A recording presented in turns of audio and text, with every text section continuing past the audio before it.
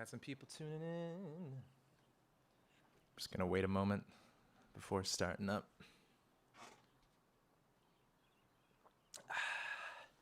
Today we're gonna talk about, down there, beating hearts. Just give us a moment for a few more people to tune in.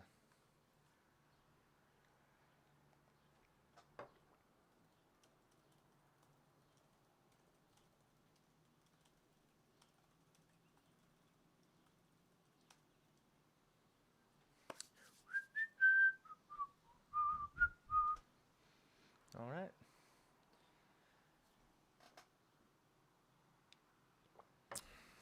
Today we're talking about beating hearts. For those of you just joining, I'm going to wait a little bit longer to dive in until a few more people are tuning in. As always, if you have any questions about this song or any other songs, honestly, and any production techniques, even just suggestions or ideas for future breakdowns, please let me know. Yeah.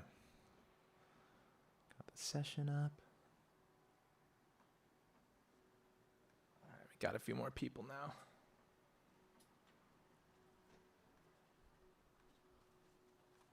Alrighty.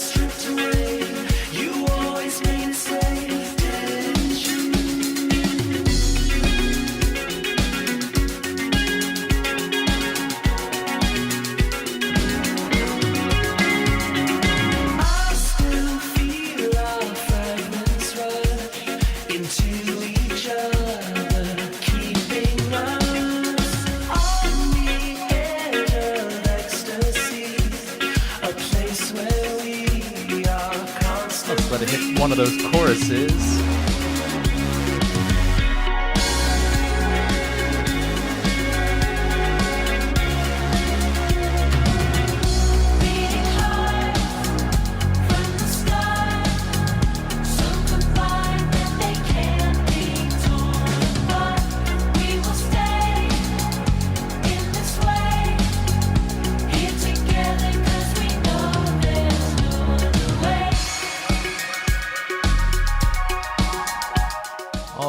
All right. Well, there you have it. That was a little clip of the official music video for Beating Hearts, which we are going to be talking about today. Welcome back to another session breakdown with Savoir. I'm Paul. If it's your first time, welcome. If you're back again, thank you so much. These have been really, really fun for us, and this song I'm going to really enjoy because this is one of my favorite songs that we've ever written, produced, and put out. And there's a really cool story and a really cool process of writing and especially producing this song. So yeah, and again, before I jump totally in, let me know if you have any questions at all. And if you're new here, I'm Paul from Savoir. We're a band from New York. And we're here on Twitch doing a bunch of different content. We're DJing over the weekend.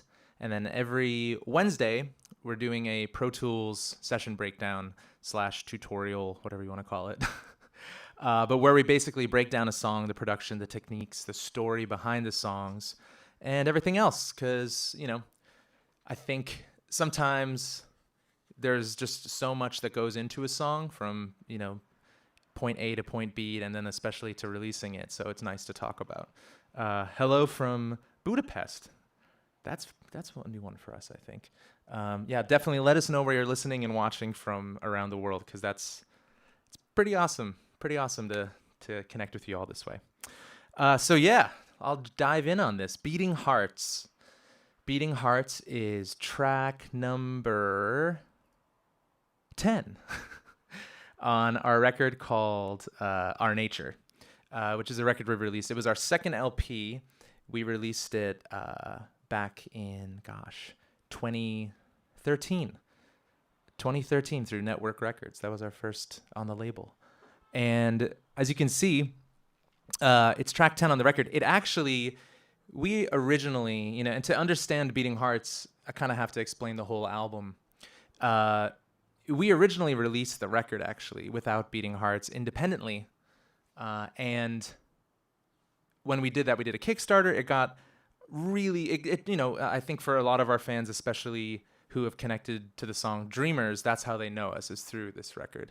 And because of Dreamers and because of the record, we got offered a record deal with Network. And so when we re-released it on a much wider scale, they encouraged us to add what kind of a bonus track, which totally made sense because the album had already been sort of slowly moving around for a year. So we went back into the studio and just started writing different ideas. This was probably the winter of 2013, and we were hoping to release it later in the year. So let me just pull up the session again, but just to show you a little hint, we basically just started working on different demos, and it was one night in our old studio in Brooklyn, and it's like in South Williamsburg. I kind of came up with this like drum synth guitar thing. I'm just going to play you the original demo, and then we can sort of go from there and talk about all the details and the story behind it.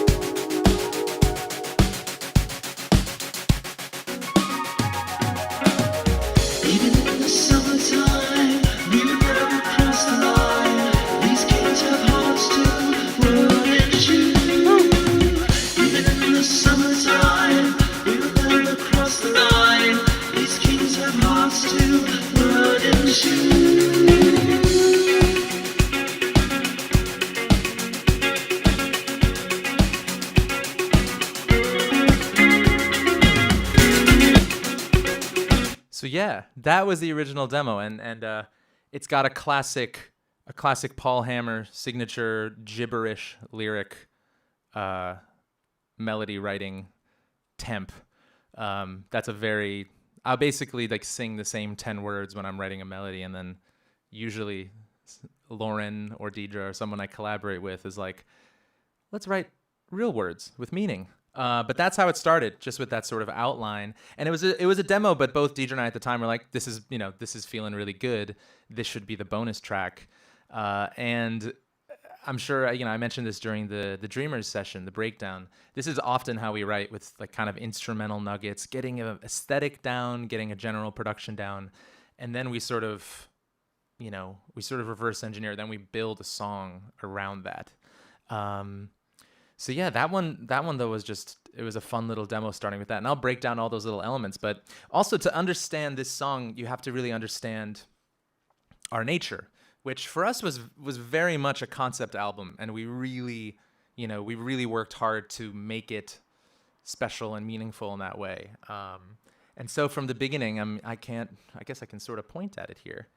But Dreamers is like the opening. It's the overture. The whole idea behind Dreamers is inviting the listeners, or inviting yourself, to give into your imagination, stay in the dream. You are here, don't worry, and it's safe, because I will wake you in the morning. So in a way, it's like an overture. We were like kind of obsessed at the time with deconstructing like classical techniques, which is what you would do in like an opera, as an overture before the whole piece. But Dreamers kind of acted like that. And then from there, we dove into the actual plot, which, coming from our previous works, it was very much like a fantasy myth kind of concept. Loveliest Creature, we start with sort of a weird, chaotic, romantic fairy tale. Loveliest Creature, we have our heroine falling in love with a monster, this creature who, is a sort of mysterious figure. But through the next 3 songs, Loveliest Creature, Sparrow is about realizing how dangerous the relationship is. Imagination is about sort of giving into that and moving forward. Anywhere you go is now into our, the relationship, the love has gone even further. And then Our Nature is the turning point, which is why it's in blue. Our Nature, the whole concept behind this record is that when you become too close to someone, you actually kind of create your own world with them.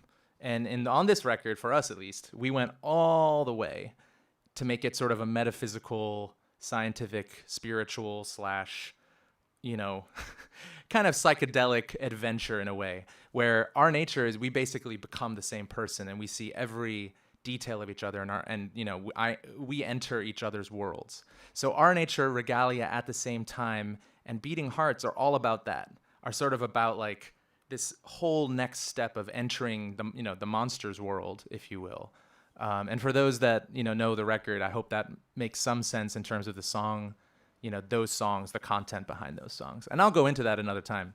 But anyway, Beating Hearts, we ended up adding it, and we were like, well, this is perfect, Beating Hearts from the start, so combined that they can't be torn apart. It's this idea of literally, it's a metaphor for fusing, but it's in this case, it is very much we're talking about hearts that have been combined and beat as one, and it kind of fit perfectly right there on that record. Before the turning point, Empire of Light is sort of like us sweetly singing about that world that only we live in, and then Speed Bump is bad news, Wild Davy is like monsters going that way, and Sea of Gold is like heroines going that way completely alone. It's kind of a tragic love story. But Beating Hearts perfectly fit in that world. And honestly, because we had done it last, we were able to sort of take the entire aesthetic journey of the last year and be like, let's write a very potent song that really belongs. Just looking at some of your comments. And again, if you have any questions at all, please drop them in the comments. I got my laptop over here with stuff. You can see a pattern regarding structure. Oh, yeah, totally. Thanks, guys. Yeah, I mean, there's definitely, a pattern to how we sort of structured and built a lot of these songs. And I'm sure as you watch more of these, you'll see that it's very often starting with an instrumental and then a very kind of zooming out grand concept. And then it's about bringing that concept and having it make sense aesthetically, lyrically, literally, and then sort of fitting into a whole package like this track listing, which I'm going to take off now. So yeah, diving into the tune itself. As you can hear from that demo, the instrumental really started. It started with, again, a sort of phrase or pattern that I think catches your ear. And in this case, it was, really couldn't get any simpler. Literally a noise.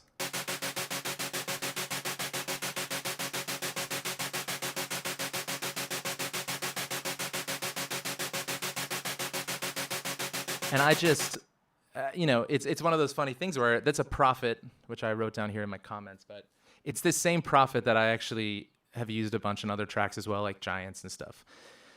But it's basically just the noise on the synth, and then it's gated in a way so it's chopped up.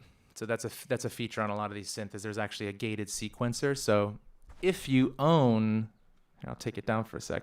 If you own a Prophet 08 here, this is a great synth. It's one of the best modern synths, and I know, a lot of people swear by it. This like James Blake's main synth on stage that I always saw, and well, just, hundreds and thousands of people. But this gated sequencer right here, it's a great function because it basically sets up an, I believe it's an 8-note, because 8 voices here. Sorry, this is the worst way of moving a camera.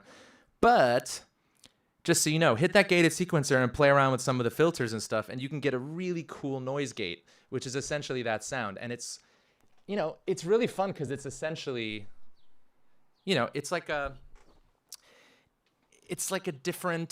hi-hat. It functions as percussion, except what's nice about it is that it's totally a pure tone, and it's got infinite sculpting ability because you can bring in an oscillator, you can cut with different filters, you can add modulation to sort of give it a weird spatial feeling. So for me, that was instantly, I was like, oh man, okay, so we got this groove, this weird sort of space. And I ended up picking up, at the time we had this really cool, it was a Music Master guitar. It was basically like this old Frankenstein of a guitar. It was basically like two different, a 50s body with a 60s neck. It was just this beautiful old Fender that they stopped making. So it was one of those old instruments that's actually really cheap because no one ever decided to collect it. But it was super clean. It actually, someone had put in, for guitar people out there, someone had put in an EMG active pickup that was like super hot, super clean. So even at like, you put in a low volume and it's just got this like clean compressed sound. But I ended up playing this again, the noise, and then I ended up playing this guitar part.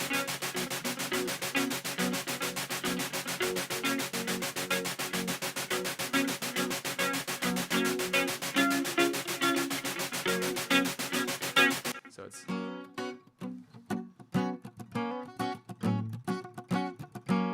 which is basically, for any guitar people out there, it's just across the four top strings.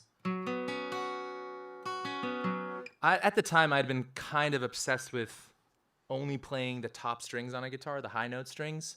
And especially at this time in particular, we had just toured, and we were friends with the band St. Lucia in New York, who they did a lot of that kind of stuff with these sort of, pretty almost tropical feeling clean guitar lines. And I think I'd just been listening to their music so much in 2012 and 2013 that I was like, this is kind of like our St. Lucia song, if you will. We were just so influenced by that kind of combination of sounds. So from there, I kind of just treated that as a pedal tone. Treated that as a pedal tone against a second guitar part, which was this. I'll just play the guitar part so you can hear them now.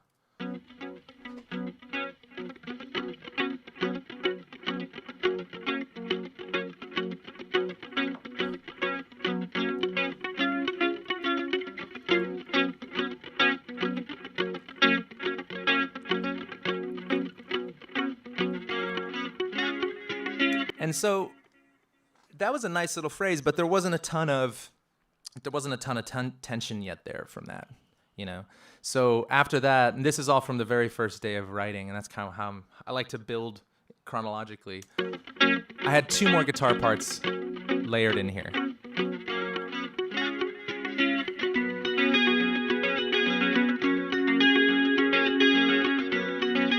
And this little flourish. And for me, when writing a song, I usually get excited by things like that. Someone said, "Show us your Telecaster, Paul." I actually do not own a Telecaster. It's a Music Master that was recorded on this, and Deidre owned that, so she has that now. She has it. So I miss that guitar a lot. She got that in the band Divorce. But basically, once that guitar part was written with those little intricacies, and to be honest, like that, a Stratocaster would totally nail that vibe too. And usually for a really clean, glassy thing, like, that's like Nile Rodgers style. That's what you would go for. But once those two guitar parts were written, I just knew that there was something special there, and it kind of had a nice mood. And so after that, we kind of went for it in terms of, this was peak. Let's go dream pop. This is like the depth of sort of the magical portion of the record. So we just kind of went for it and built from there. Drum recording on this was great because for a few years, I was set up basically in a studio there with Deidre and a bunch of our friends. And so we were able to just record drums whenever we wanted to, which I personally loved because I kind of hate writing drum beats with samples. I don't know if anyone else feels like that, but it's just hard, especially when you're, more or less an indie rock band, to sometimes get ideas down without physically playing a drum kit. But it was fun. Again, against this.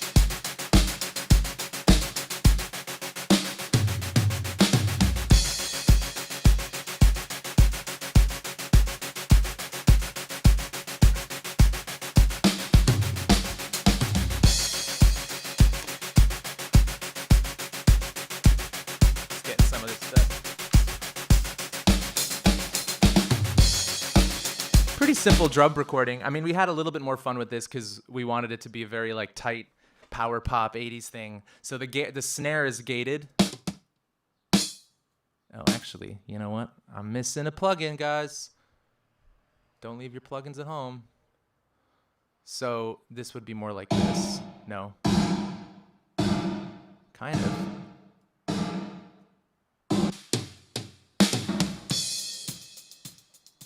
All right, so I lied. That's not going to sound... That doesn't sound exactly like it's supposed to, but this is a 7-year-old session, and I actually don't have that reverb anymore.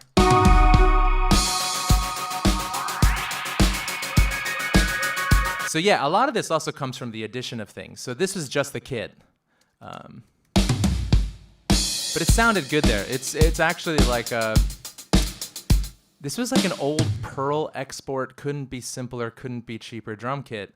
But just from a variety of drummers that had been... I believe in this, really. It's like, drum kits are obviously... It's nice to have a nice kit.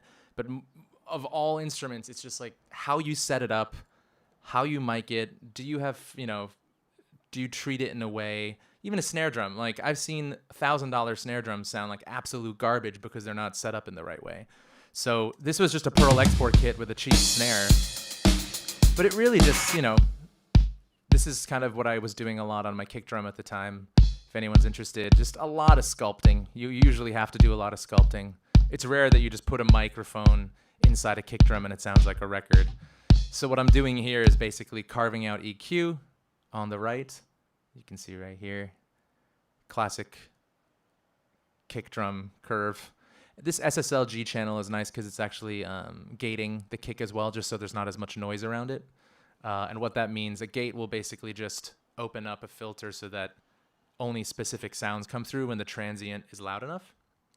And after that, just adding a little sub frequency at 47. This is a great tool called Renaissance Bass. Basically, you pick a frequency and it adds it sort of dynamically to the signal.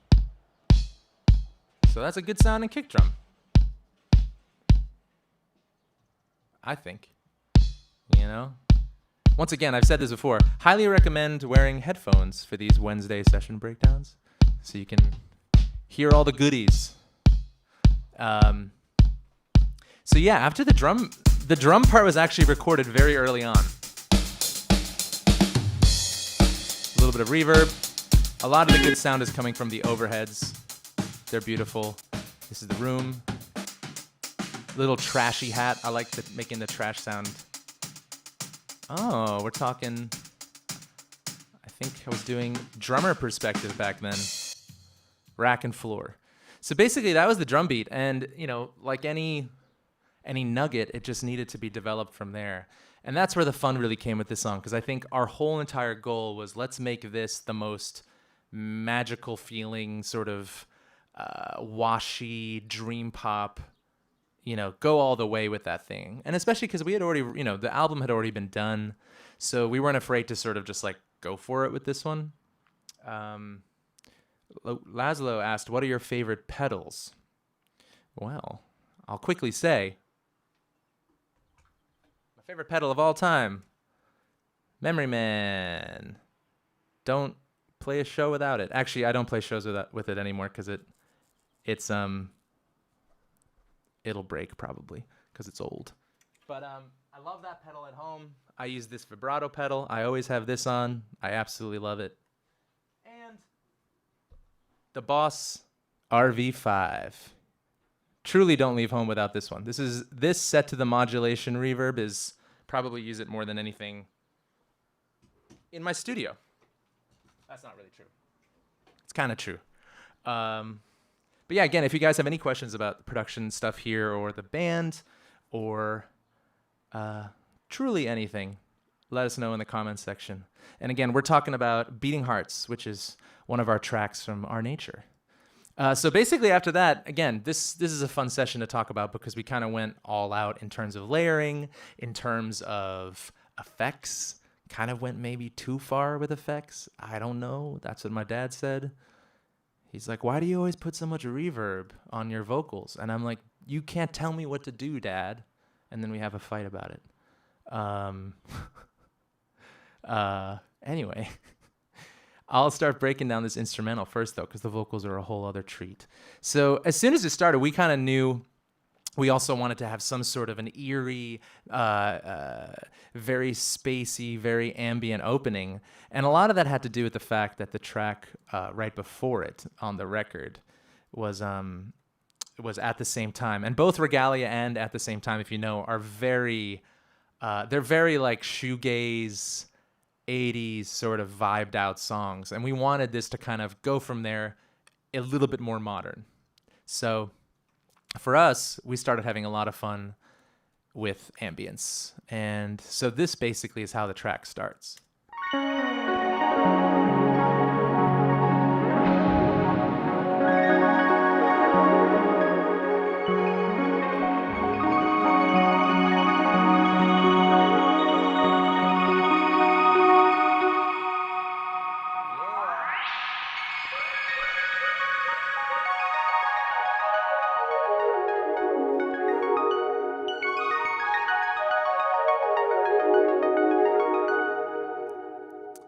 That is very much the synth layers portion of this session. And that was a lot of fun because that was really just what I used to do was route.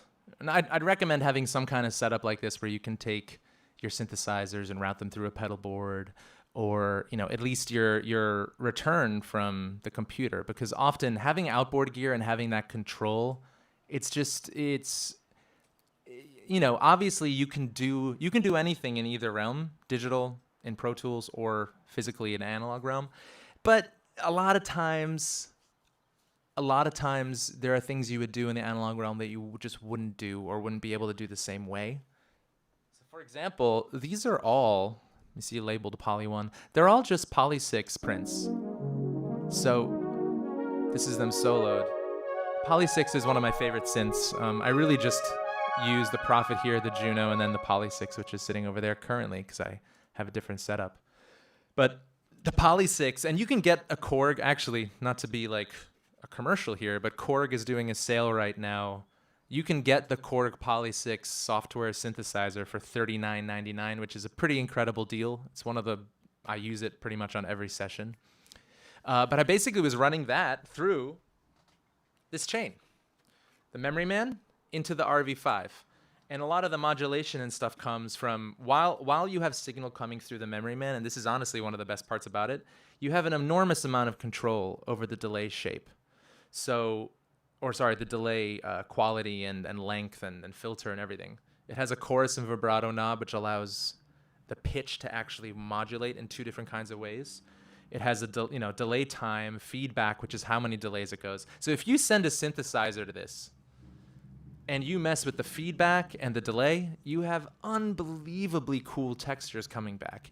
And, I will say especially on early Savoir, and this record especially, there was almost every transition. The beginning of Dreamers we use this on, beginning of Our Nature, all the sparkly stuff at the beginning of the song, Regalia. It's all this. It's all the Memory Man. And so if you can find one, especially one of these older ones, they stopped making these in like 2005, I think.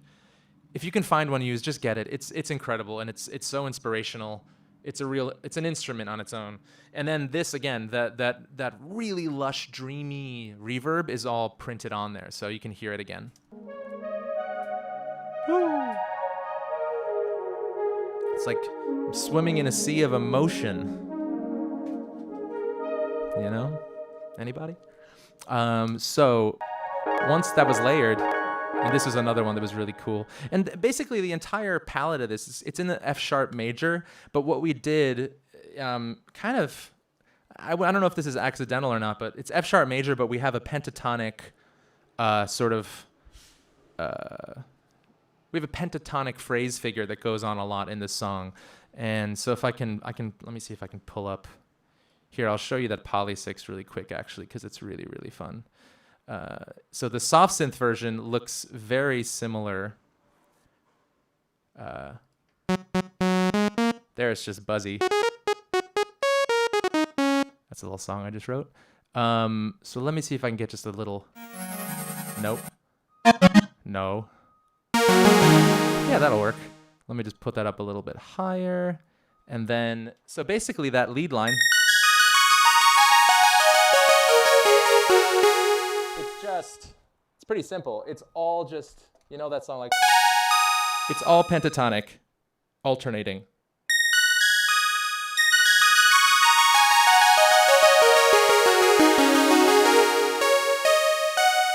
That's it. Which is what goes on over the verse and goes on over that intro. So again, this is the Poly 6 I was just talking about. It's pretty incredible.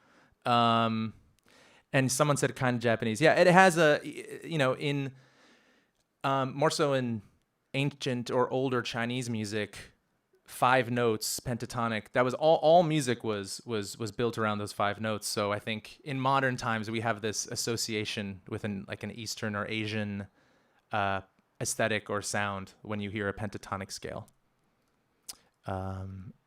Especially when you play it like that. So there was definitely a little bit of, if you ever got into Phoenix, they heavily laid into the pentatonic stuff on their record Entertainment. Is that the one? Bankrupt. Especially the song Entertainment. But yeah, basically it was those Poly 6s and then just stacked. So check it out. Here's the stack. See?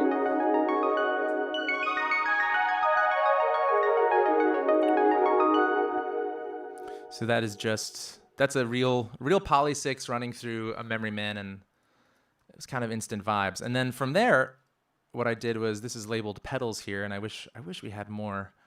Oh, I guess, yeah, it was all just printed in. So yeah, again, more sparkles, lots of delay, lots of reverb.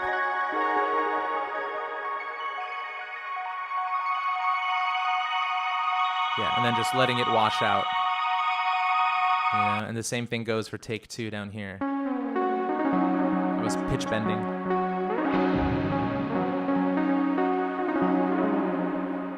So yeah, just don't be afraid to, mess with shit. That's how a lot of this really works out. If you, especially as long as you're playing notes that are harmonious with what you're doing, or if they're a single note, like a lot of this is just centered around F sharp, which is the key of the song. So it just works, and again, I'll let it bounce out.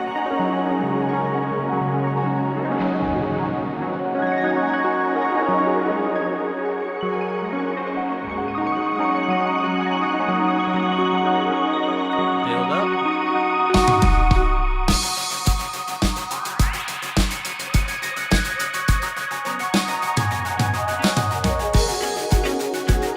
So I had all this.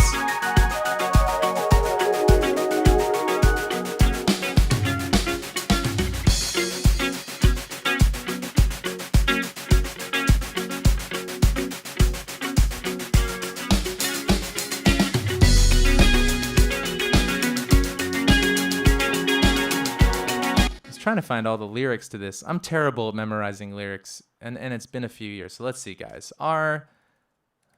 Don't look at anything. Hopefully nothing embarrassing comes up. Our nature lyrics. It's got to be here somewhere, right? There we go. Not that bad.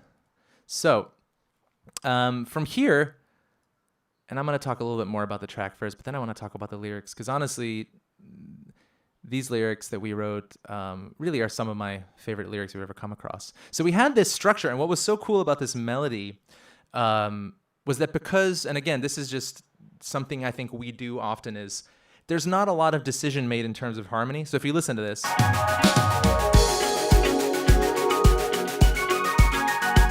there's no bass line.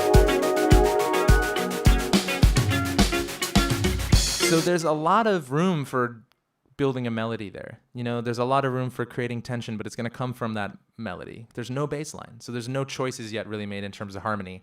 And that's what was cool about it. So we could really also stack the vocals. So I'm sure you heard my sort of random lyrics earlier, but here, and I'm going to turn off all the effects and stuff for a second. And this is the vocals for the verse. Even when the night comes, after all the setting suns, you're still the glowing one, aren't you?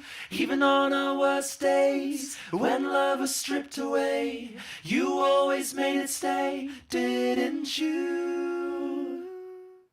I could have Could have sung some of that better, but that's okay. So basically, yeah, it's a stack of a pretty cool harmony Even against when that guitar. the night comes, after all the setting suns, You're still the glowing one, aren't you? And then I think it's a third above it. even when the night comes, Oh, it's the same. after all the Same setting stays the suns, same. That's what you're it is. still the glowing one, aren't you? And then there's the high one. Even when the night comes, after all the setting suns, you're still the glowing one, aren't you? Yeah. Even on our worst. So it's cool. It was just to play a little bit on very tight harmonies, you know? There's nothing kind of traditional. There's no stacked really thing until the ends of the phrases. So it was kind of fun to build it up that way.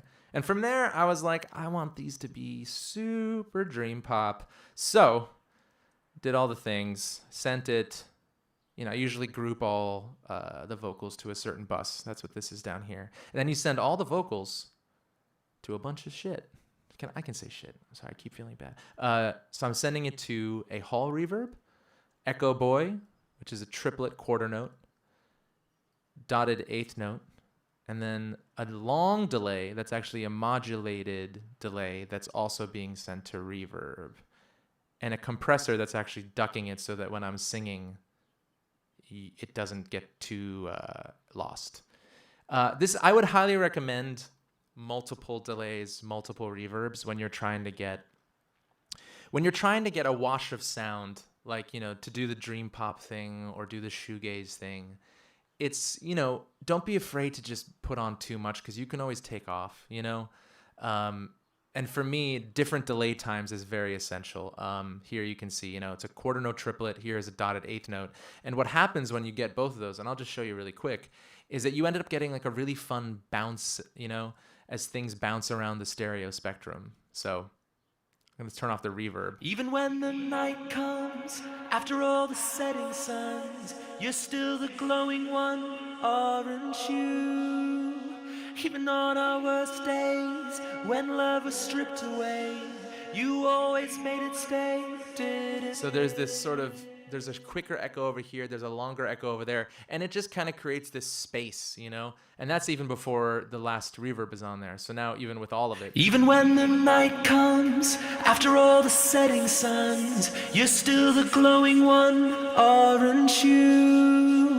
Even on our worst days, when love was stripped away, you always made it stay, didn't you? So then when you hear all of them, even when the night comes, after all the setting suns, you're still the glowing one, aren't you? Even on our worst days, when love was stripped away, you always made it stay, didn't you? yeah. So as you can tell, it's actually distorting a little bit. The way this song was eventually mixed was out of the box, meaning that all of these tracks, all of these groups were then sent out into a mixing console that was separated. So the final levels in this session are a little bit distorted just because they're hitting this master a little too hard, for anyone wondering. So after working on those vocals, and the lyrics were really fun on this song, because again, we wanted to take it to sort of this, you know, almost spiritual, physical combination of like what a love could be, especially in the context of our nature, which was very much that sort of thing of like particles fusing and becoming one and entering a world that's in a different dimension kind of thing. Like we just kind of really went for that aesthetic. And it was fun, you know, because it was like a fairy tale, but in a very like modern romance kind of set, you know, like almost like a sci-fi fairy tale or whatever. But, you know, we wrote these lyrics to those original melodies, and it came out pretty quick. And, you know, even when the night comes after all the setting suns, you're still the glowing one, aren't you? Even on our worst days when love was stripped away, you always made it stay, didn't you? I still feel our fragments rush into each other, keeping us on the edge of ecstasy, a place where we are constantly. And that, again, just sort of sums up this very kind of magical, transcendent love affair. And then, you know, the payoff here is beating hearts from the start, so combined that they can't be torn apart. We will stay in this way, here together, because we know there's no other way. which is beautiful, but it's also like, come on, it's a little intense, guys. And that's why the record then is kind of tragic in the end, because it was just too much. It was fit to burst. And then after that, two bodies now aligned, twin thoughts into different minds. I can't imagine time without you. No matter what song you sing, I feel everything. Anything that hurts you hurts me too. Give me every tragedy. I want it all, every little piece. Bones are molded 2 by 2, trading aches for truth in a shape that's new. That sums up the idea. So I just love those lyrics, and it kind of perfectly fit in this section of the record too. And again, it just comes back to the beating hearts choruses, and then there's a bridge. But that's it, And I think those lyrics were especially fun to sort of sing in this setting where there's so much space for tension, in the second verse, for example. Two bodies now aligned, twin thoughts into different minds. I can't imagine time without you. No matter what song you sing, I feel everything. Anything that hurts you hurts me too. Give me every tragedy. I want it all, every little piece. Bones are molded 2 by 2, trading aches for truth in a shape that's new. Yeah, and another fun element of this song is because it's just so emotionally intense, kind of put on a little bit of that theatrical energy, to the vocal delivery, which was really fun. It's similarly in Dreamers, I feel like we kind of had that. It's a touch of an affect, but it's more of an intensity than anything else. And Deidre did the same thing really beautifully on this song as well. But from there, we had this verse. Even when the night comes, after all the setting suns, you're still the glowing one, aren't you? Even on our worst days, when love was stripped away, you always made it stay. Breakdown.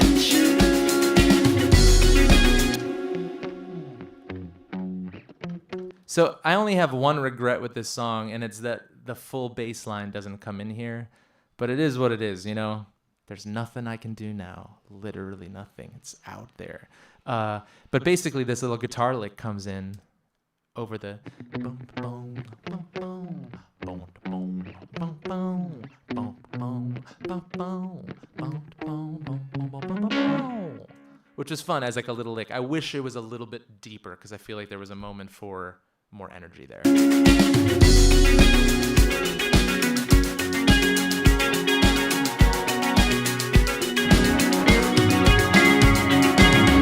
And also just some more really fun noise.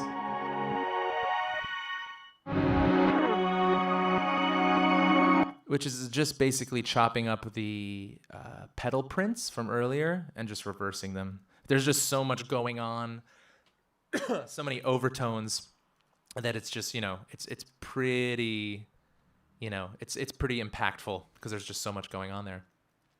So the next part of the song really came together because of a bass line. We found it's an amazing Prophet patch, which I meant to find out what it was, but it's in, if you own a Prophet 08, it's like one of the first 20 presets on it, and it's this sound.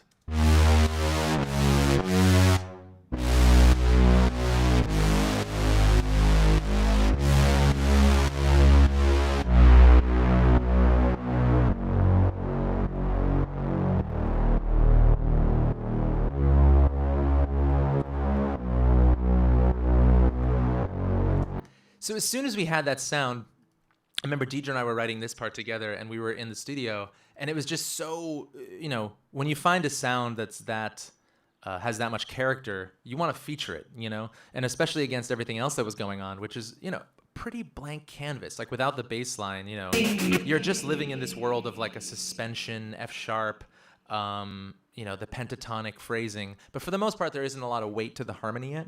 And we knew that once we hit this pre-chorus and this chorus, that has to be like, it has to be an arrival settling moment, that also lifts. But there just needs to be more of an anchor there than the sort of like bounciness of the verse. So we found it, and we kind of created this cool instrumental pre-chorus.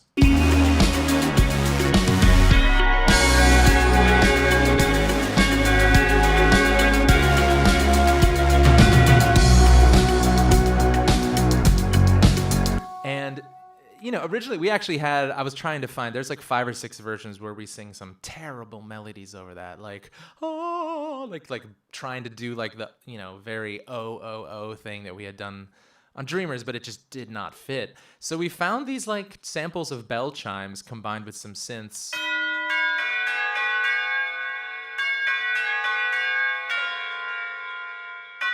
And they're just affected to death and then blended with this poly 6.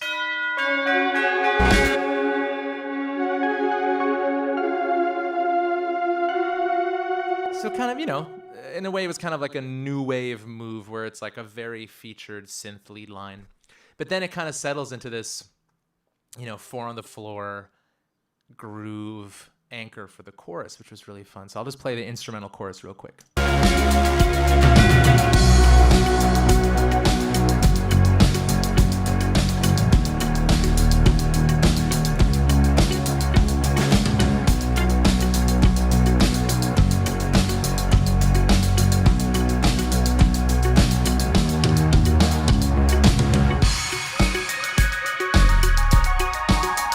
So yeah, again, I'm kind of like I was saying, that the chorus arrives, and that's something you want you want your chorus to either arrive in a way or settle. It needs to feel like a shift, at least to me, the best choruses have that, it's a moment of attention in one way or another.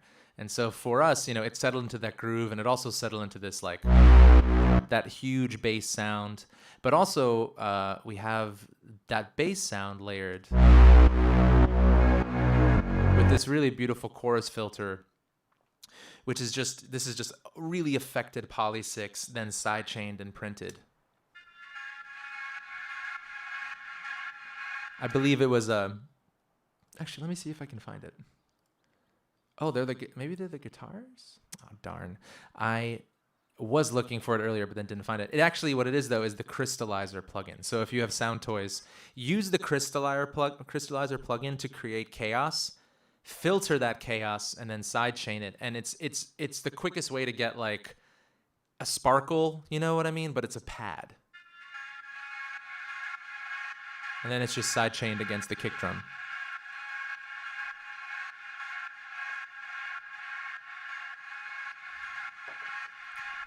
It's beautiful. So when you combine that with the bass line, and again, that's just whatever that note is, probably an F sharp. It's not, sorry. It's the 5th of the F sharp, so it's a C sharp. So that C sharp 5th kind of, it's nice because it focuses a little more, a higher tonal energy through the chorus. So there's these against the bass.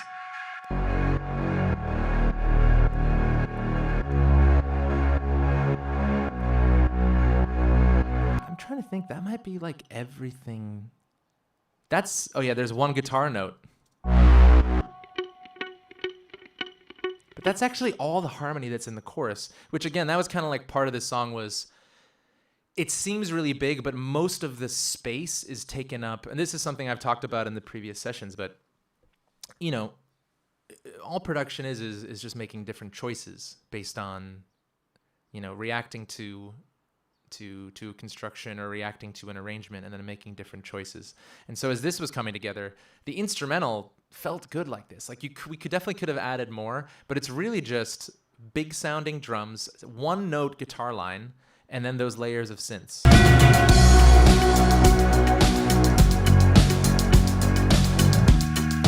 And a lot of the space is taken up by that synth bass because it's just huge.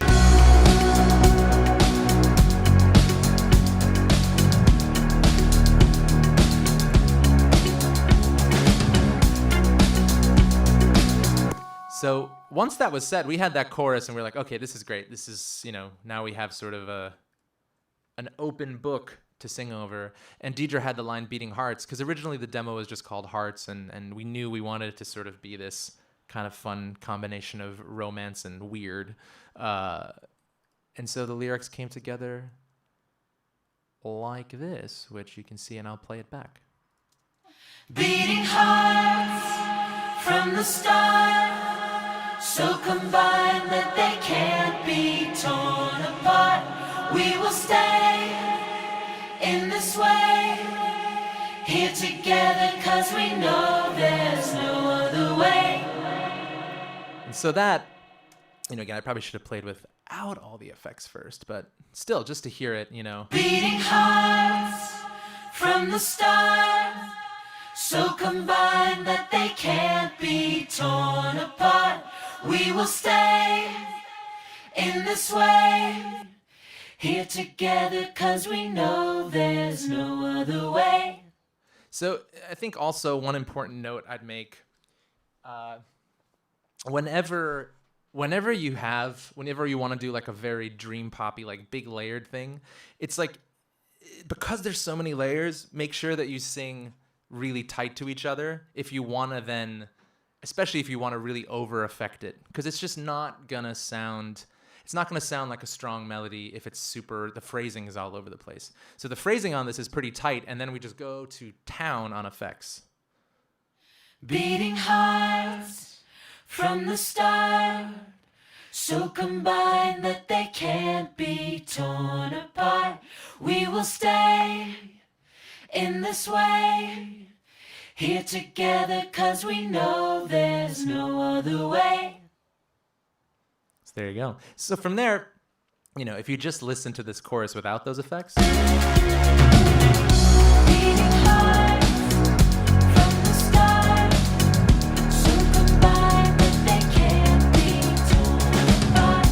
We will stay in this way, here together, 'cause we know there's no other way. so that's cool, but I'm not super excited about that yet, So as we were going through, we're like, this is where we want to layer some really washy, smeary, really lush elements. So there's this verb. Beating hearts from the And actually, before I even get to that, I really like using guitar rig on vocal buses. So for anyone looking for like a really washy, and you don't have to be like everything, and you don't even use it. What's nice about guitar rig is you can sort of treat it as an amplifier, but it doesn't necessarily need to distort, It doesn't need to traditionally what you would think of an amplifier, because it's basically just like a pedal unit. So what I do here is I have a compressor, chorus pedal, studio reverb, and a psych delay. This psych delay is really, really fun because that gives you this sort of like off-time bounce to it. beating hearts from the start, so combined that they can't be torn. If you hear that, the echo and the psych delay literally bounces from left to right. And because since it's running through these sort of like chorus and things, it's also a little bit modulated in a really cool way. Let me just see. So after that, I knew that I wanted that to be like the basis, but you can basically blend that in, which is really nice. So I have that as a bus that's sort of just like a crazy sounding thing. And then the smoother reverb comes from this revibe. There's another delay. Like I said, this is the same delay that's happening in those verses. But when it's all combined, again, this was very much just like a let's experiment, add a bunch of stuff on and see what happens. And it sounds like this. Beating hearts from the start, so combined that they can't be torn apart. We will stay in this way, here together, 'cause we know there's no other way. Just answering if anyone has any other questions about some of these production techniques or reverb or anything, just drop it in the comments over here. So yeah, once that chorus was completed like that, especially with the really dreamy sort of like lush vocal effects, we kind of kept those throughout the whole entire song. It actually is a pretty straightforward track once all that stuff is figured out, In a weird way, all this like crazy, sparkly, polished stuff, I did all that first, which was kind of backwards. But once the song was written and we sort of worked it all out to the end, the bridge and also the final chorus, it was almost like there wasn't much to add. Here, I'll just play the bridge one so you guys can hear the sort of ending development. We will stay in this way, here together, 'cause we know there's no other way. I feel it when you're near me, and when you say my name, our pulses merge to one day, beat the same, beating hearts from the start.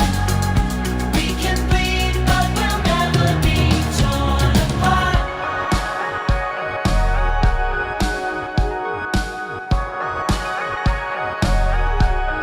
So we knew, because the song is just churning with that, literally that filter thing is just going the entire song.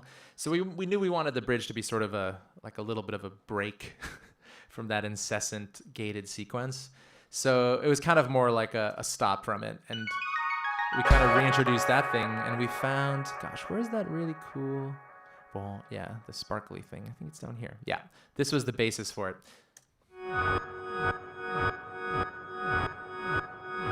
It's pretty cool. And then we sidechained two other.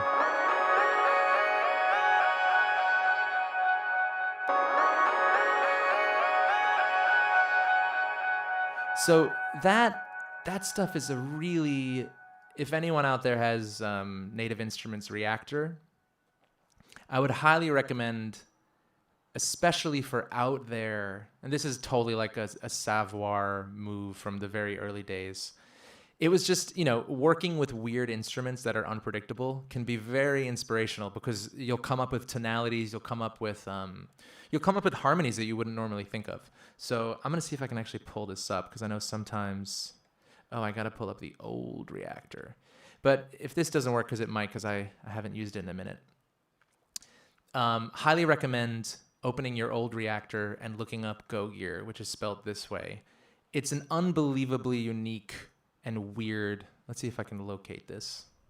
Bear with me for a second. It'd be fun to show you guys exactly how it works, because it was definitely like a trial and error kind of fun thing. All right, maybe not. I'm gonna give it one more. Classics. Synthesizer. No. Let's see. Where would you guys look? Instruments? Synthesizers? Yeah, I found it. Okay, so Go Gear is amazing. And if you look here, what? Create local copy. Okay. It did not open properly. So let me see if I can open it a different way. Nope. Yes. Okay. So this is the entire interface of this synthesizer. And again, if you're just, I saw a bunch more people just tuned in here on Twitch. If you're just joining us, this is our session breakdowns. Savoir is the name of our band. And every Wednesday, we break down a session in Pro Tools and sort of the songwriting background, history, stuff like that. So if you're into, production, music production, or songwriting, I'm doing my best to explain some of this and having a good time doing it. So right now, we're basically just talking about the synthesizer, which is in Native Instruments Reactor called Go Gear. Extremely inspirational, extremely weird, also kind of hard to control. So I'm just gonna press a C. That's the sound that comes out. Okay. So it's like, fairly useless, but not really. I mean, it's like noise synthesis. But if you switch to a sound like that, it's just weird. But listen to that reverb. That's pretty magical. So often what Deidre and I would do, we use this a lot as like a song starter idea. We would just kind of flip through different presets.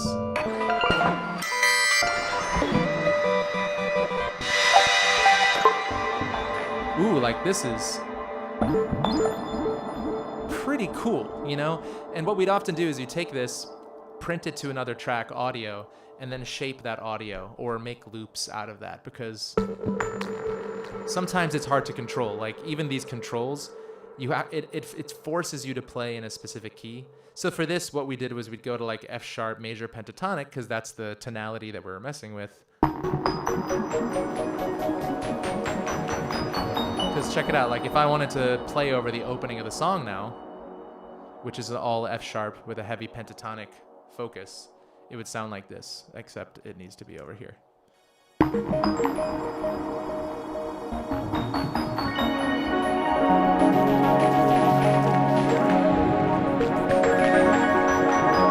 So as you can see, it fits, you know? So that's what's kind of fun about it.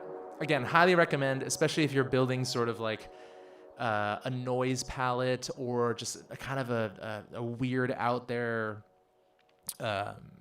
experimental section of a song or something. It's really, really fun for that. And you can mess with some of the stuff here too, which is fun. Some of it's just visual. So like, check this out.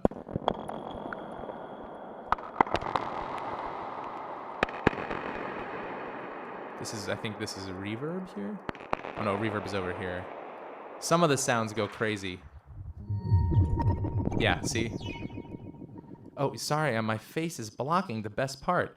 There's this little visualizer here.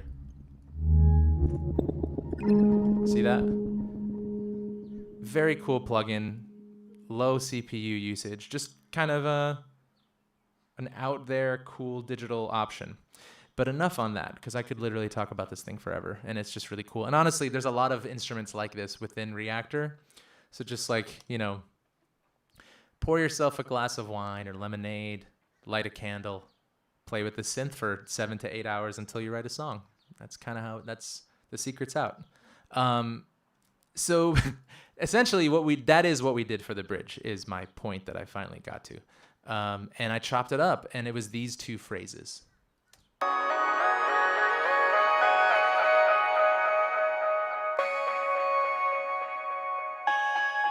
And as you can see, it's all chopped up because it's virtually impossible to play that thing as if it was a real piano.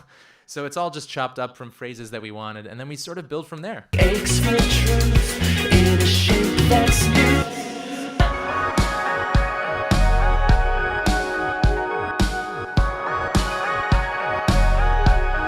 And the bridge.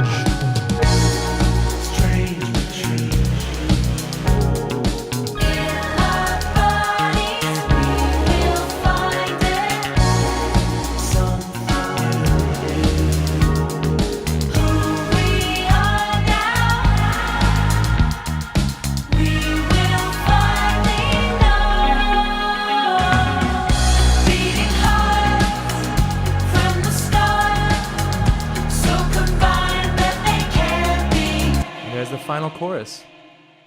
So that bridge was really fun for us because we hadn't written something.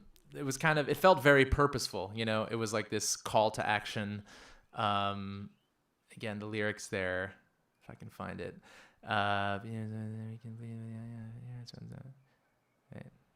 Strange but true. In our bodies we will find it, something new. Who we are now, we will finally know. So it's kind of this, again, the process of transformation through this experience, which, these characters at the moment don't realize that it's going to tear them apart and end super badly. But we, the creators, do know that.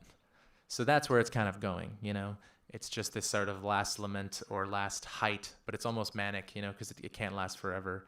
And so the vocals kind of matched that too. It was really fun recording these vocals because they were much more like anthemic and shouty and sort of epic. It's always been fun playing this song live. Strange but true. In our bodies we will find it. Strange and new. The shout here. Who we are now, we will finally know. And for these kinds of vocals too, I didn't mention this earlier, but my general go-to is doubling the leads, and those will be the focus. So double whatever leads you have, and that's what we did up here. As you can see, I sang the Strange But True. Strange but true. Doubled lead. In our bodies we will find it. And then group vocals if you want to have that shout. And that's what was cool about this one. We had just 4 layers of, I believe, just me and Deidre. In our bodies we will find it. And those are heavily affected. Who we are now, we will finally know. Yeah, so those are going through the same guitar rig plugin that I was showing you guys earlier. But that's basically, that was the move. And we did a little bit of it too here. So confined that they Yeah, some extra layering stuff as well. But, gosh, I think that really covers it for this song. This was a really fun one. Thank you guys for hanging out. If you have any other comments, my restream here, where I'm getting all your chats, crashed for a second, so I wasn't sure if anyone else said anything. But I'm just loading it back up. Any last questions about this song? Let me know now, and then we'll wrap it up. But that's basically the entire production, And once this one was done, like I said, this was actually mixed right in our studio on like a little console thing. And then we ended up putting that out on the record like a month later, which is usually, not how it goes. But it was nice. It was really nice that it was so fast, because it was one of the only times I think as a band where we wrote a song and then a month later people could listen to it and it was out, and we shot that music video, which was really, really fun. I guess I did some fun stuff up here. One more thing I'll show you guys. I like layering a trashy kit in every chorus just to make it feel more anthemic.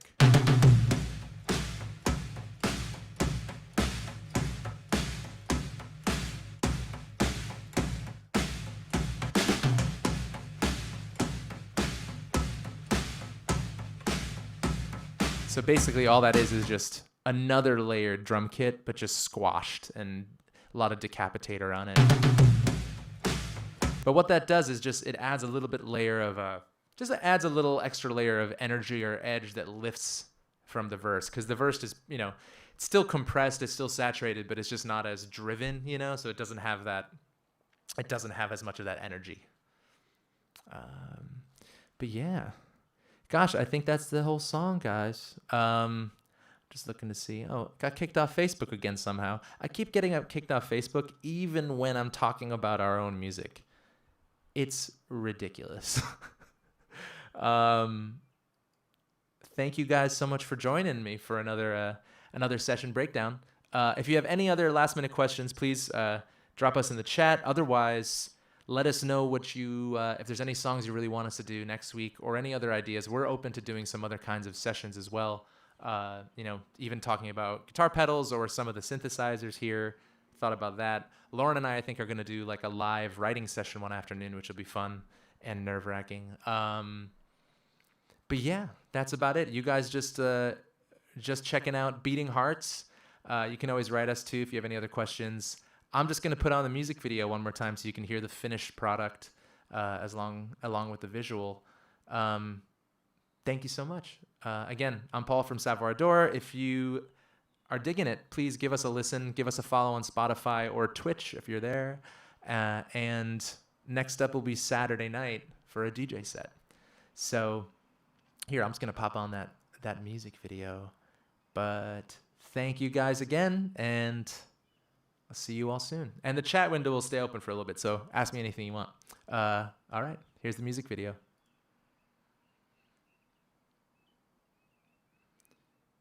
Why isn't it making sound? Oh, because I'm going to start that again, because why not? Here we go. All right.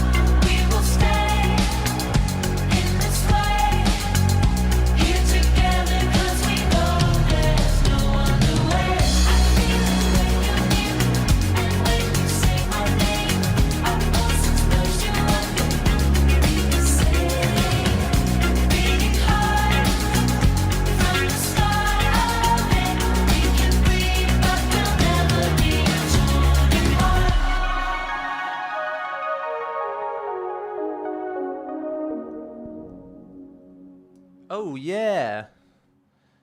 All right. Actually, I have one question just come in. Oh, that's the end of the video. That's cute. Just one more question that I wanted to answer here. On Twitch, Nordo Live asked, trying to use my Pro Tools on my Streamlab OSB, but I can't OBS. Yeah, it takes this sort of setup does take us. It took a second to figure out. The best, I think, the best way to do it though is with a program called Loopback, and I'll write that to you here. Basically, I can even show you really quick. It's just chilling here. So basically, Loopback Audio takes your interface and it kind of creates a digital interface for your audio interface so that you can then pull it up in OBS, which I think if I pull this over here, it's gonna freak out. Oh my God, picture in picture in picture. But yeah, as you can see here, my input capture is actually here, audio properties.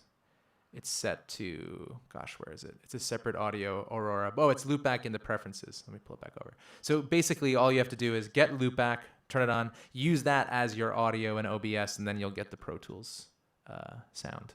And that's it. Milan, maybe, yeah, we're definitely going to do a body heat session breakdown. So thank you for that. Cool. All right, guys. Well, I'm going to leave the chat open for another like 5-10 minutes. So I'll be here. But I'm going to end the stream. Thanks again. This was the Beating Heart session breakdown. We're here every Wednesday at 1 o'clock Eastern Standard Time. Give us a follow if you're having a good time. And we'll see you very soon. All right. Bye.